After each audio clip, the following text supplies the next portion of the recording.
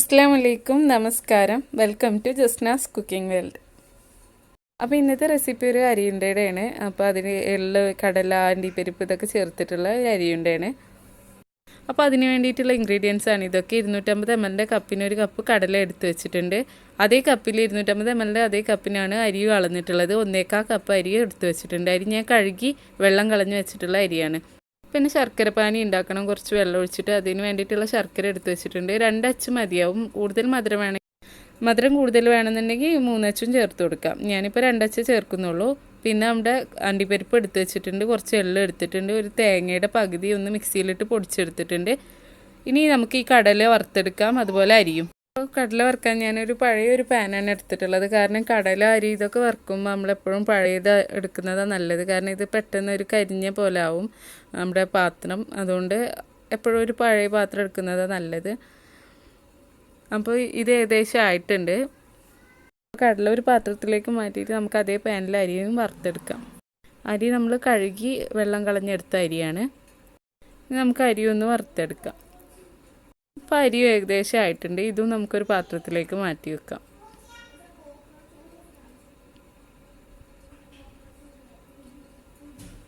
എന്നിട്ട് അതേ പാനിൽ തന്നെ കുറച്ച് കാഷ്യൂ ഇട്ടിട്ടൊന്ന് വറുത്തെടുക്കാം.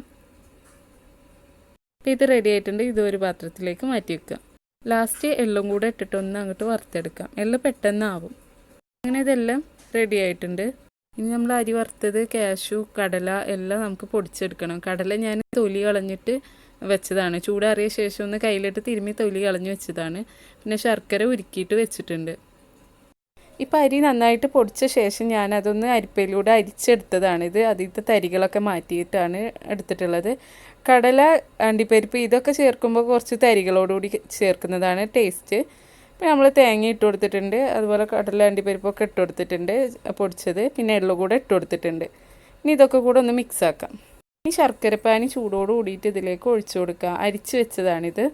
ശർക്കരപ്പാനി ഒഴിക്കുമ്പോൾ നന്നായിട്ട് ചൂടുള്ളത് തന്നെ ഒഴിക്കണം. എന്നിട്ട് ഇതിൽ നന്നായിട്ട് ഒരു സ്പൂൺ എടുത്തിട്ട് നന്നായിട്ട് യോജിപ്പിച്ചെടുക്കണം. ഇത് നന്നായിട്ടൊന്ന് ഇളക്കി എല്ലാം മിക്സാക്കിയ ശേഷം ഒരു 5 മിനിറ്റ് മൂടി വെക്കാം. അപ്പോൾ ഇതെല്ലാം കറക്റ്റ് സെറ്റായിട്ട് വരും.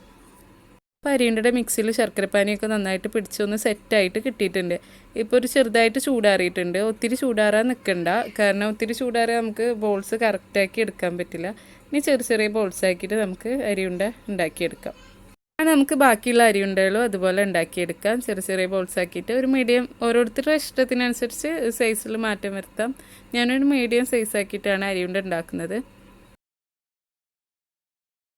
അങ്ങനെ നമ്മൾ എല്ലാ അരിയുണ്ടയും ഉണ്ടാക്കിയെടുത്തിട്ടുണ്ട്. അപ്പോൾ ഈ രീതിയിൽ അരിയുണ്ട ഉണ്ടാക്കിയിട്ടില്ല എന്നുണ്ടെങ്കിൽ ഉണ്ടാക്കി നോക്കുക. അതുപോലെ വീഡിയോ ഇഷ്ടമാണെങ്കിൽ ലൈക്ക് ചെയ്യുക, ഷെയർ ചെയ്യുക.